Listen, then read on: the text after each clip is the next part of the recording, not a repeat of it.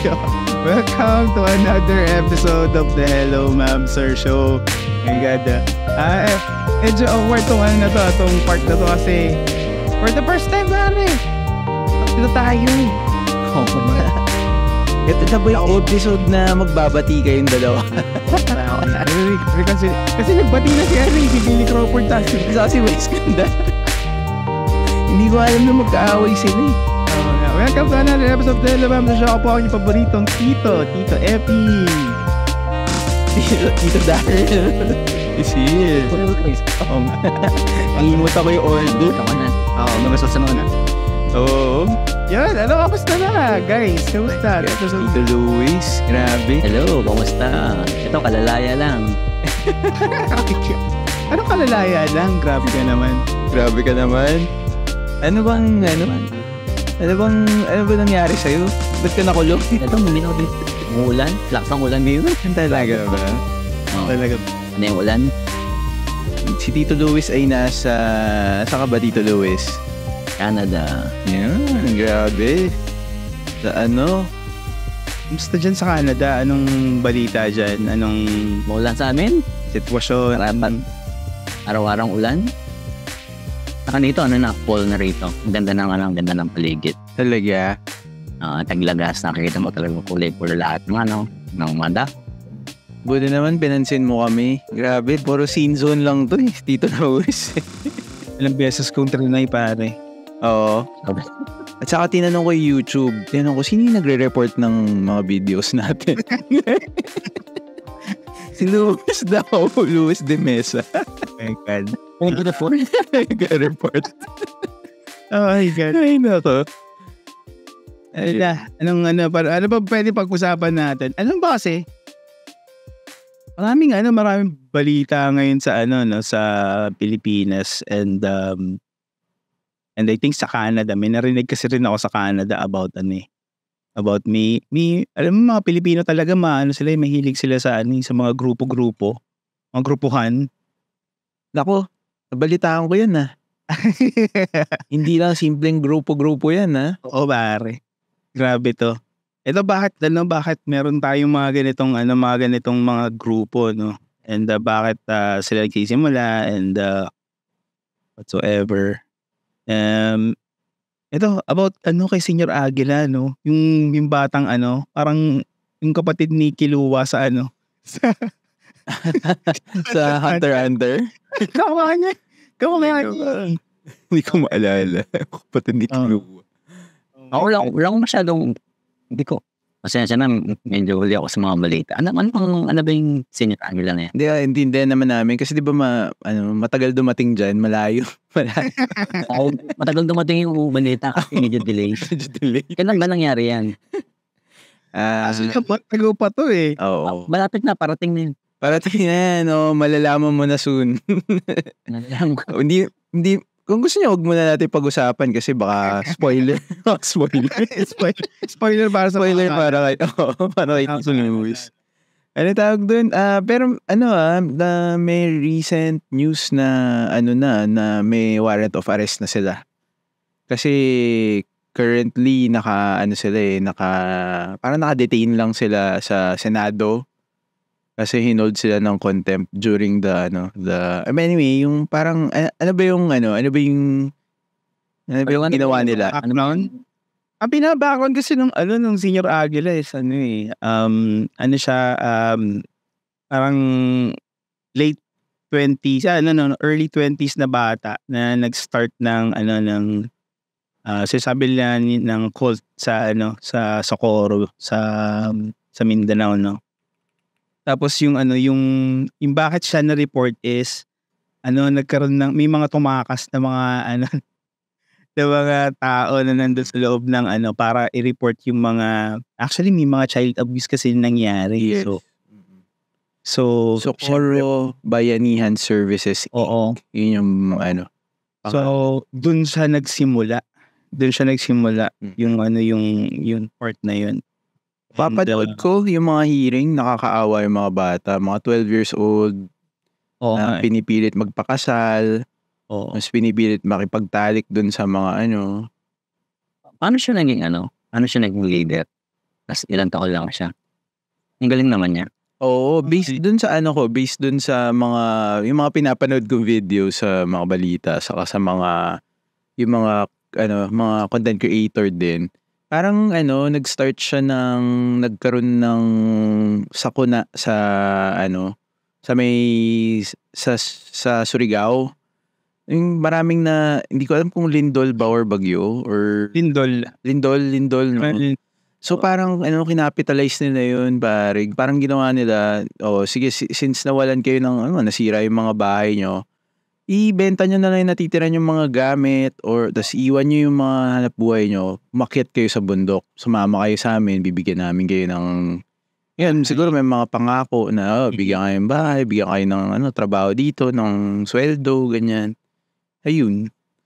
Tapos natrap na yung mga tao doon, na brainwash na siguro. Grabe Ang wild, pare. Pero ang talino niya kung paano niya nasimulan yun. Ilan libo ba yung Parang thousands din Yung... Ayan, ang membership niya is 3,650 currently. Isang syudad o parang parang Mario. Para siyang town. Pag nakita mo yung mga news, may mga drone shots yung para talaga siyang malaking town sa bundok. Weird. Ang nakakatawa nito, men, kasi parang actually parang amantago na tong story na to yung start Tapos recently kaya ako na-interesado dun sa balita kasi naglabas sila ng Christmas Station IV. Tapos pinanood ko, men, sobrang ganda ng ganda ng production. Yung grupo? Oo, ang kulit, men, kung gusto yung panoorin. Okay lang. ABS-CBN level, pare. Parang siyang, talagang well-produced siya, gano'n. Oo, ibig sabihin yung mga tao nandun, parang may mga rin sila, may mga talent and may mga skills sila. Na, kasi yung mga, apparently yung mga nakuha nila and invite nila dun sa cult is is mga professional, ganyan, mga teachers, yes, mga sundalo, mga police, ganyan. Basta mga professional na willing itaya yung kabuhayan nila para lumipat dun sa taas, umakyat ng bundok. Tapos mag-start ulit. So alam mo yun, ano yung convincing power nung bata na yun para magawa niya to. Dapat hindi nila siya gumawa ng kulto gumawa lang siya ng networking Ayun lang dapat yung ginawa. Paano sila namumuhay? May mga sarili silang security, meron silang mga sariling farm. Yes, oo. Animals, meron silang parang may small ecosystem sila dun sa loob na mayroong talagang may tumatakbo yung community sa taas. Saan sila kumukuha ng pondo? Doon sa mga pera ng mga mga professionals and mga tao ng isa sa mga issue kasi yun parang hindi nga sila parang kinukuha yung pera nila practically. Tapos isa sa mga pinaka doon, yung mga nag-testify sa Senado. Meron nakakaaway yung bata, parang siguro 12-year-old na bata, lalaki. Parang kakatanong pa lang sa kanya, iyak na siya ng iyak Ba't ka tumakas dun sa grupo? Sabi niya, Bisaya so may translator lang. Oo. Sabi na kasi 12 years old na ako, hindi pa ako marunong magsulat. Oh my God. Kaya siya tumakas, pare. Iyak yung bata. Nakatakip yung mukha niya. Grabe. Kasi hindi sila pinag-aaral. May mga videos na lumabas na may pinapag-child labor sila. Unang-una tinitrain sila, military training. Yung tawag nila is mase-mase ba? May ganong term which is parang common pala yun sa mga military training. So nagme-military training sila, tapos meron silang syempre may parang punishment pag hindi mo nagawa. Tapos yung regular na ginagawa ng mga bata, nagpapala ng mga buhangin, ganyan. Tas sa bukid, pinagtatrabaho. Alam mo yun? I mean, di ba sa probinsya naman, alam natin, yung mga bata minsan pag ang kabuhayan ng mga magulang pagsasaka, pinapatulong din naman yung mga bata. Pero nag-aaral dapat. Alam mo yun? And ngayon nga, di ba parang frowned upon na yun hindi na pwede yung child labor kasi, di ba? Parang hindi pinag-aaral. So, ayun. Ang weird na contradiction nun, di ba? Sinasabi nga nila may mga professionals na nandun. Tapos yung mga ini-interview nila, yung mga teacher, ganyan. Sinasabi nila, nag-aaral naman daw yung mga bata. Tapos magaling sumagot. Alam mo yun? Kasi syempre, mga nakapagtapos yung mga yun. So, ang weird nung nung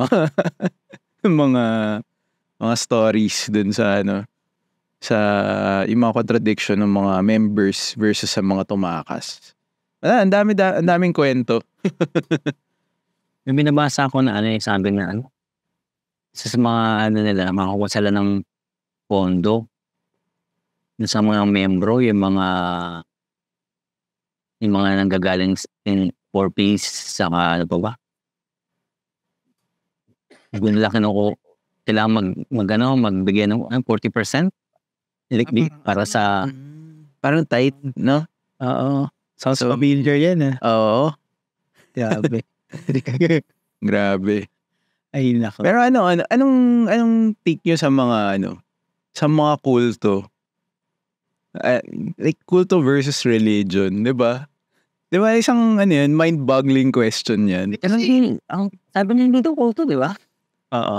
Yeah, pero kasi ini-insist niya pero okay. yung recipe is hindi lang yung recipe kasi ang kwento ng mga tumakas is anong pangalan si Senyor Aguila daw yung reincarnation ni Santo Niño. Yun ang yun ang selling point niya sa mga miyembro niya na siya ang Panginoon. Kaya pasintabi sa mga nakikinig, medyo sensitive. Sinasabi nila na parang halimbawa, for example, papakasal sila ng mga minor de edad. Sabihin nila na binasbasan na yan ng Panginoon, pwede mo nang galawin yan. Yung babae. Oh my God!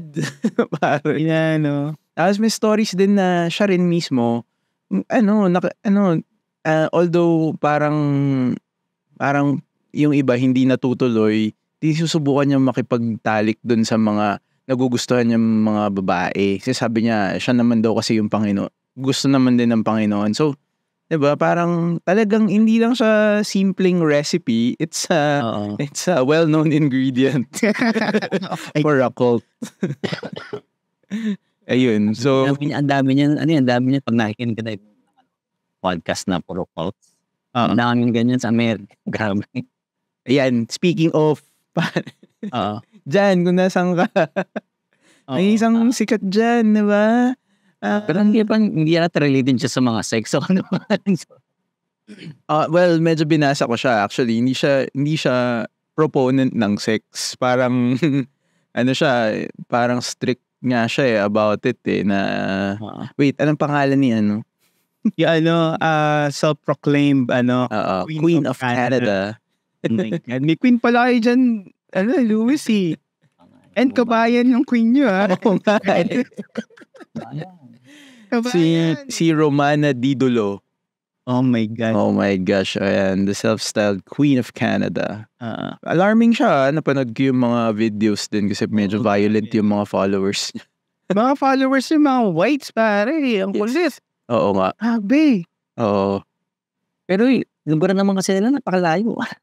Asan ba sila, Luis? Nova Scotia yata yun. Nova Scotia.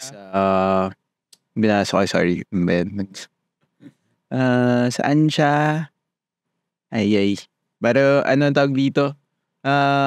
Ang wild kasi parang nag-start ata siya sa nag-start siya sa during pandemic.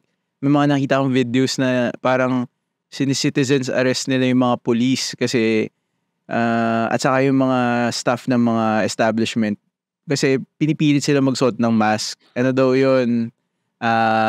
Parang hindi daw yun in-approve ng queen or something, so nagbine-break daw nila yung law. Yung queen meaning si Si Kabayan. Si Romana. Kabayan, Queen Kabayan. Si Queen Kabayan. Ang wild, medyo nakakatawa. Natatakot yung mga taga doon sa lugar nila. Kasi nga nagiging violent yung yung mga members nila Ay, nako.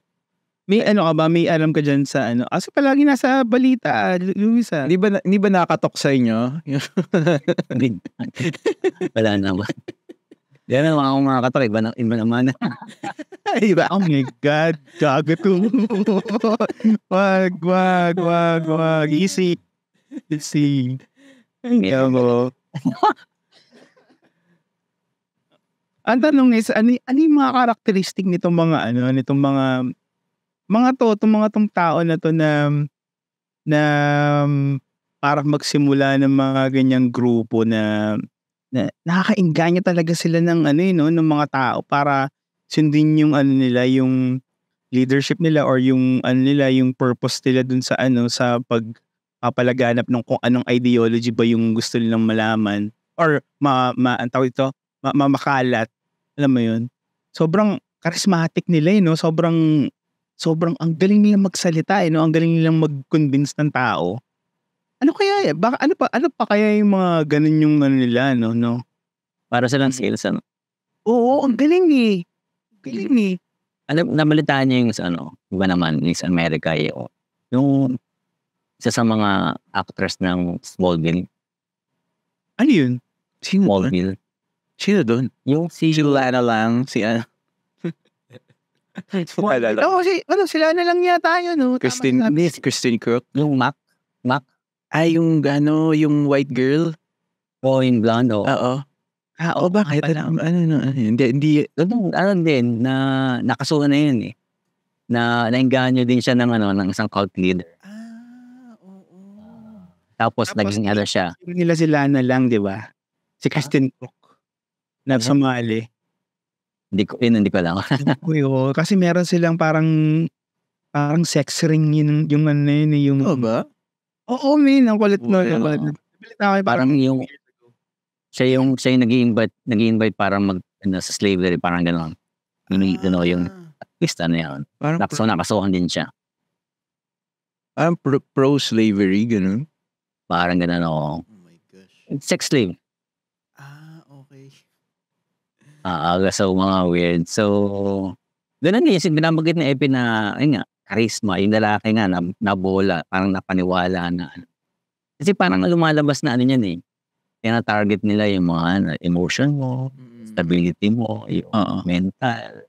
Yung sense of belonging mo, no? Parang ganun no? Exactly. Oo. Kasi sasabihin nila, yes. Yung tatanggapin nila ng buong loob yung Isa sa amin, parang ganun. Yeah, ganun.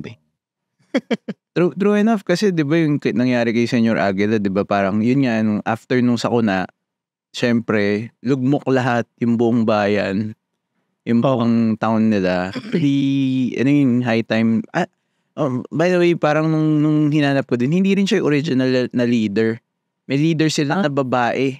Ito yung nakakatawa, pare. Pag hinanap mo yung pictures ni Senyor Aguila nung member pa lang siya, Diyos ko po, dami pa siyang mga selfie picture, ang payat-payat niya na parang 15-year-old na high school student. Parang gano'n. Typical high school student. Oo, nakita ko na. Busog na. Oo. Siyempre. Yung mga tropang nagpupusta pa ng ice tubig sa basketball Yung mga ganitsura di ba? Grabe nga Pero yung ibang klase talaga yung no. I'm sure katulad natin na na hindi naman tayo member ng mga ganyang organization, nakapagtaka talaga, 'di ba? Paano isang individual na magde-decide ka na parang i-devote yung buong buhay mo, yung beliefs mo, itapon mo yung paniniwala mo kung most likely Katoliko ka, kung Pilipino ka, 'di ba? Actually, ang galing nila. Ang galing nila kung yun ang katotohanan. Magaling siya kasi nagawa niya yun. Pero magaling siya sa kalokohan, pero magaling pa rin siya. Sa dami-dami ng mga balita sa docu about mga kulto from different countries, di ba? Tataka talaga ako. Ano sa tingin niyo yung parang major difference ng religion and cult? Isa yun sa mga to be para Cult ba ang religion? Yun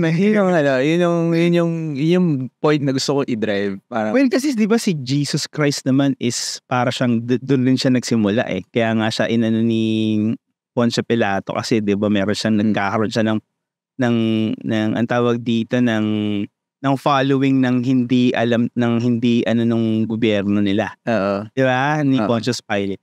Nagkaroon ng Amen. di ba?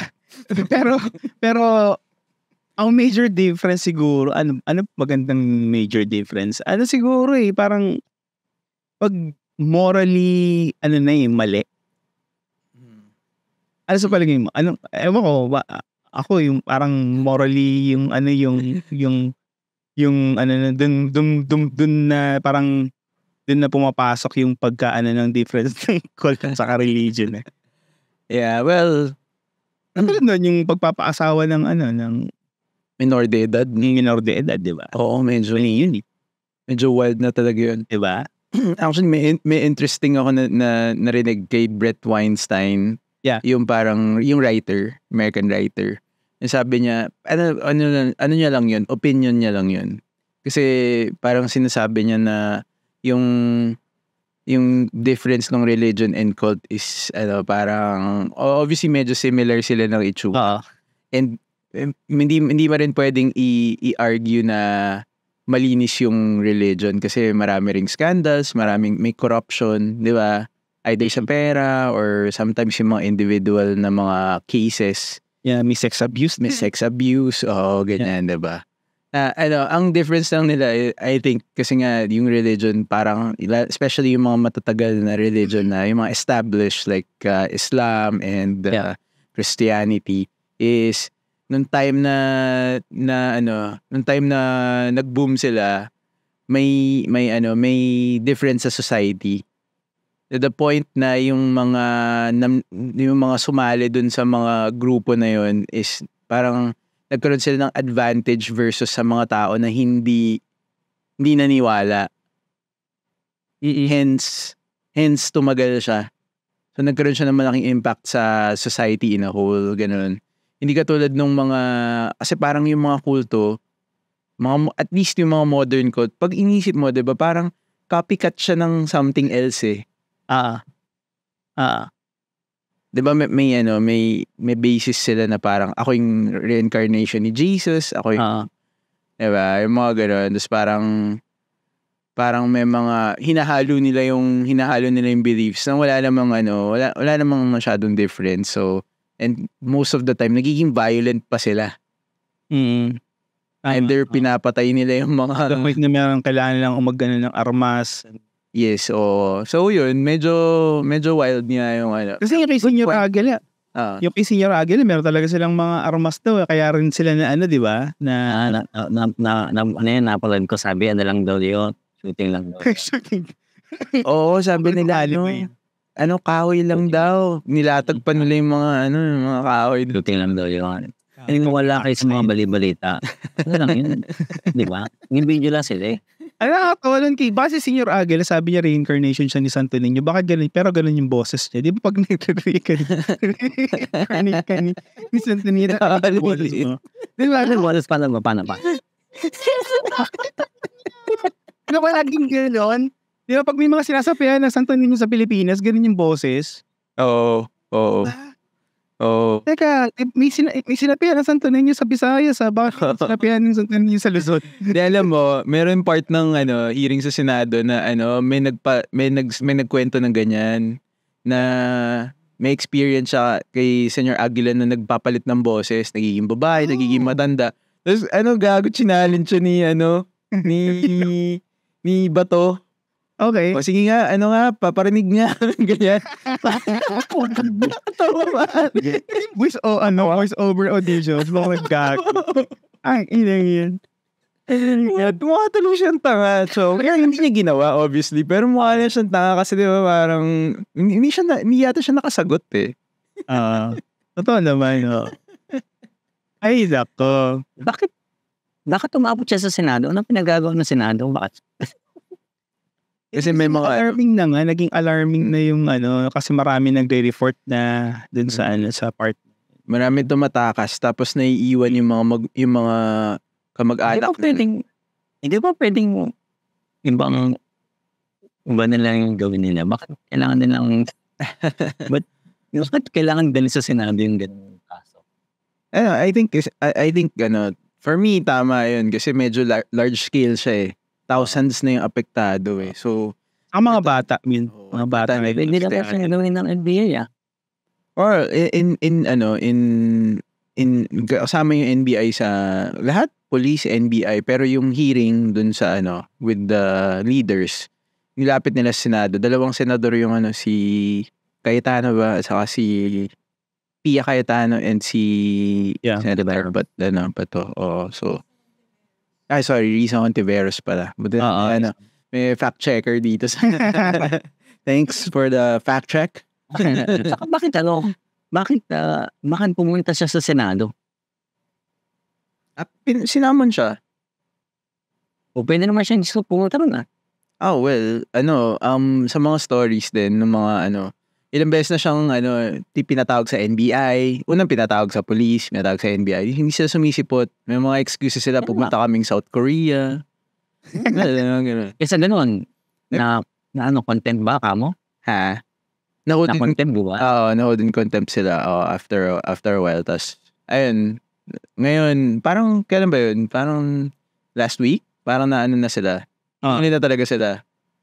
May warrant of arrest na. Detain na siya with some other members and leaders nung kulto. Oo. Well, medyo large scale na yun. Kaya talagang abot sa Senado. Kaya isip-isipin mo kung bubuo ka ng kulto. Isa rin sa mga parang problema ng kulto is yung parang yung mga bata parang at an early age sila na indoctrinate sila sa ganong type of brainwashing sa ganong belief at saka ideology parang merong isang tao na naniniwala sila na sugo ng or parang reincarnation ng Diyos, parang ganun. Ang sobrang delikado nun para sa bata at saka sa utak ng tao, no? Imagine mo na lang kung yung mga batang pinanganak sa society na yun, na wala silang ibang alam kundi yung belief lang na yun na parang, siya yung Diyos, tapos ito yung mundo natin, tapos lahat sa labas, mapupunta sa impyerno, ganyan. Ganun, diba? Sinasabi nila yun parang hindi mo gawin yun, mapupunta ka sa impyerno. Ganun. Ano na yan? Narinig mo na yan, habang lumalaki ka. Ganun. Pupunta sa impyerno. Sabi ko sa'yo, nasa kulto tayo. Joke Silandig ka sa mga Joke lang. Pero yung pattern, yung ginaya nila yung pattern na yun sa beliefs sa Bible, ganyan. Yeah. Copycat lang talaga siya. Diba kung yung sa nabanggit ko kanina, kung makikinig ka ng yung podcast ng cult sa Spotify, sobrang dami sa Amerika, napakadaming cult, sobrang laki ng member nila. Kung mga puti, naluloko, parang basta yung mga naghihirap na sila, may mga pera mga yun Ano siya na naluloko, Isa rin sa mga maraming kulto, mga Korea, ganyan. Korea. Marami rin kulto. Grabe. Nagtayo na Korean. Isipin mo May nagtayong Korean sa Amerika, nagtayo siya ng kulto. Diba? Isipin mo mga first world country na sila, no? Pero nagkakaroon pa rin, yung mga gullible pa rin na mga tao na naniniwala sa mga ganong, alam mo yun, mga ganong paniniwala. Tingin ko wala siya sa wala siya sa kung mahirap ka or mayaman ka. Nasa talaga nasa psyche mo Oo nga. Di kasi ang niyan talagang sa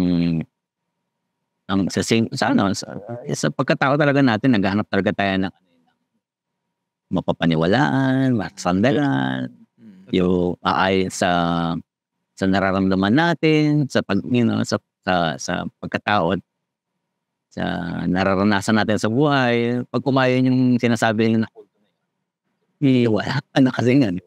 Kung wala ka rin namang, Yeah. wala ka rin namang pinaniwalaan, di ba? Oo. Ang tanong nahanap nyo na ba yung mga masasandalan nyo? Na. Sana nahanap nyo na. Pero weird yan kasi nga, di ba? Sinasabi ko sa yung artista man ng Smallville, paano siya? Artista na siya. O paano pa siya napaniwala? At naging pa siya, naging sangkot pa siya sa pag-invite ng iba. Di ba? Paano nangyari? Mga ano talaga, yung mga ganun talagang cases na siguro pag ayun nga, pag talagang wala ka na talagang makapitan or wala ka na talagang, yung naghahanap ka ng sense of belonging, wala ka talagang choice or wala ka talagang tawag dito, mas nauuna yung yung puso mo kaysa utak mo. Alam mo yun? Di ba? Na na overwhelm ka dun sa sa paghanap ng ng alam mo, sense of belonging nga. Yeah. I think more, yun, yung pinaka yung pinaka punot dulo nun pag hindi ka satisfied sa mo, sa standing mo sa buhay, meron ka parang feeling mo kulang ka. At pag may kumatok, nako. Oo. Diba? May ako na siya pala. Si Allison Mack. Si Allison Mack. Oo. Nakikita ko sa sa credits ng Small. Nakakulong siya ng Imagine mo, isipin mo pare si Queen of Canada, 'di ba? Dahil dun sa pandemic, 'di ba? Yung mga especially sa West, 'di ba? Sila yung mga unang nag-resist sa pagsuot ng mask, yung mga social distancing. Dahil ayaw nila yung ganung hassle sa buhay. Manap sila ng boses na parang katono ng mga hinaing nila. Di sali sila. Grabe. Oo. Pero yun nga, may mga abuse na report. So, yung problema sa mga pera, ganyan. Meron siyang assistant na parang ginamit niya ATM. Tapos parang mga 100,000 Canadian dollars na yung ginagamit niya for funds. Yung panggalawan niya. Yung mga ganun. Nakakatakot yung mga ganyan yung mga ganyang mga grupo, no? Pag lalo ng kasi tingnan mo 1,000 sila na napaniwala ni 1,000. Paano pag multiply pa siya ng multiply alam mo yun? Sipin mo yun kasi sa 1,000 na tao, sa 1,000 tao, meron na sila mga armas. Paano pa kaya kung, di ba, lumaki, nagkaroon sila ng mas malaking source ng fire, yung parang bilang ng mga firearms, alam mo yun, nagiging sila, minsan magiging violente sila. Katulad nung alam mo, natatandaan yung yung kulto nung kay balita ni Noli De Castro dati, yung may video pa nga yun yung may sumugod na may parang standoff ng police or military yata and yung mga members ng kulto. Itong mga kulto members pare, may mga itak lang. Oh shit. Tapos nasa video pare. Nasa video, nasa archive yan ng TV Patrol yata or Magandang Gabi Bayan. Kasi talagang sumugod yung mga yung mga kulto members.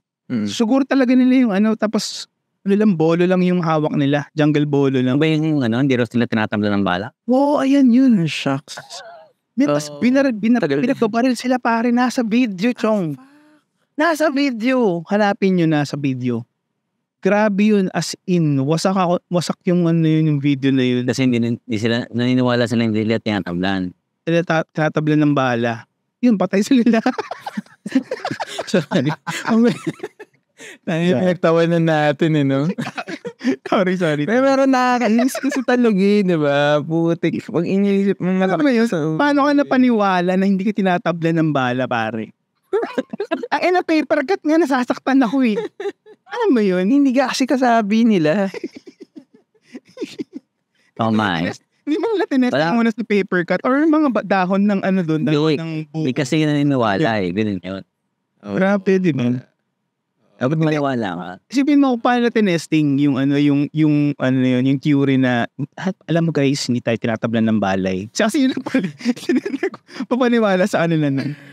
Guys, pagpasok natin, pagpasok nyo dito sa group na to, sa kulto na to, hindi tayo tatablan ng bala. Ayun yung first premise.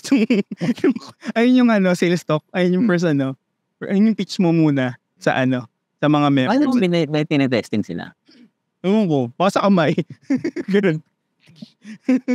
Ano ba yan? 90s ba yan? Kasi yung 90s, 90s. baka hindi pa ganun kasikat yung pellet. Gan. Hindi alam ng mga membro. Na yun yung ginagamit ng leader nila doon sa demo, sa demonstration. Tingnan mo. Yes. Tayo. Ginawa. Parang kagat ng langgam lang. Oh my God, no? Grabe, no? Ano yung utak mo?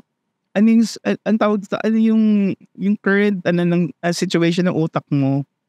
State ng utak mo para mapaniwala ka na hindi ka tinatablan ng bala. Diba? Ano yun? Bakit? Bakit ka ganun? Bakit? Kasi po napanood ko po si Lito Lapid po, hindi po tinatablan. Ano po kami po board. Oh my God. Anong kalaman? Ay, Nako. Sabi. Kaya ano bang meron ba tayong lesson? Wala. Meron ba tayong lesson sa episode na to? As usual, wala. Wala ka, hindi ka tinatablan ng bala. Ay, nako. Ay. Pero, ayun, ganun nga. Pero, siya, nakaka-alarm kasi up until ngayon, to 2023. Imagine mo, meron pa rin umuusbong ng mga ganyang organization, mga kilusan na sumisira sa society natin kasi ang pinakakawawa yung mga individual, yung mga bata. Parang isipin mo, para siyang yung kulto na yun, para siya isang maliit na gobyerno, So parang kung hindi ka inaabot ng malaking, yung totoong gobyerno, hindi umaabot sa'yo. Eto, may maliit na gobyerno, sila mamumuno, tas pwede mong kalimutin lang yung namumuno, tas meron pa yung mga batas. Parang gano'n siya, Doon ka kaya ka sasali. Kasi, Parang gano'n, Ngayon na binanggit mo yun, Luis, parang nakakalungkot kasi nga, di ba, alam mo naman kung paano yung status natin sa Pilipinas, yung na hindi maayos yung government, na yung mga kabuhayan ng mga tao, mababa sahod, mataas ang bilihin. Hindi mo rin talaga masisisi yung mga tao minsan Nakakapit ka talaga sa mga pinaka-immediate na tulong Ngayon, ngayon na maingay na ngayon na nakulong na yung mga leader nila sa sa Socorro something.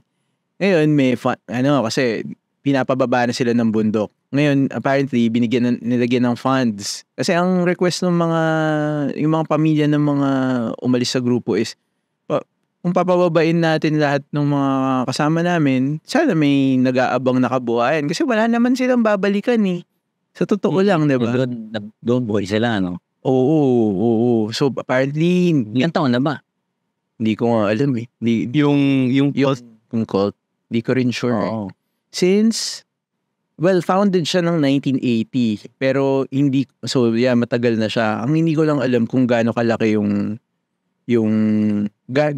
sa anong year yung nag-boom yung population nila. Sabi mo, di ba siya, pangalawang leader ni si Senior Aguila. Ano yung moniker nung una? Hindi ko, 2021 namatay. Oo, namatay yung babae. Oo. Tapos nagandaan siya sa selfie nung, ang galing mag-selfie nito, Yung bata, inad sa Facebook. Oh my God. Si J. Rance Kilario. At saka yung reincarnation sa yung unang babae. Hindi ko alam kung nabuo nila yung kwento na yun. Baka si Senyor Aguila na yung yung gumawa nung Grabe, no? gumawa nung buwan. Gusto mo para sabihin, reincarnation ka ni Santo Niño, no? Kung wala nag-check sa'yo, pwede kang magtahi ng kahit anong kwento na gusto mo. Oo, no? Pare. Galing, no? Saka yung siguro kung paano siya magkwento about dun sa mga niya, kung paano niya i-convince yung tao. Dapat nga talaga nagtayo siya ng networking, na lang dapat ginawa. Lumalabas na palang hindi pala siya talaga. Binabasa ko So, nagsimula para talaga siya na civic work, mga ganun. So, more on bayanihan. So, doon nainganyo yung mga tao na puro pagtutulong sa kapwa, sa mga sa miyembro mo. So, yun pala yun. Hindi pala siya talaga. So, parang succeed din lang siya doon sa posisyon nung nauna. Okay. Sabi nga nila, Parang, yung famous na quote na the road to hell is paved with good intentions. Oo nga, no? Pinatotoo nila. Oo. And I'm sure tama nga yung sa nabasa mo direct na nagsimula sila sa parang very honest na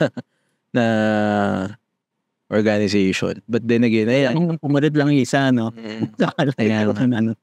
Salanan ng Netflix yun kung ano napanood ng bata. Power and green. It's power and green.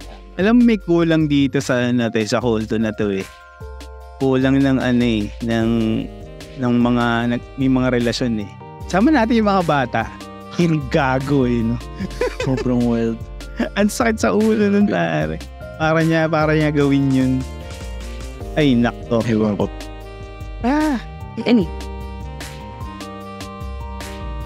Ayun.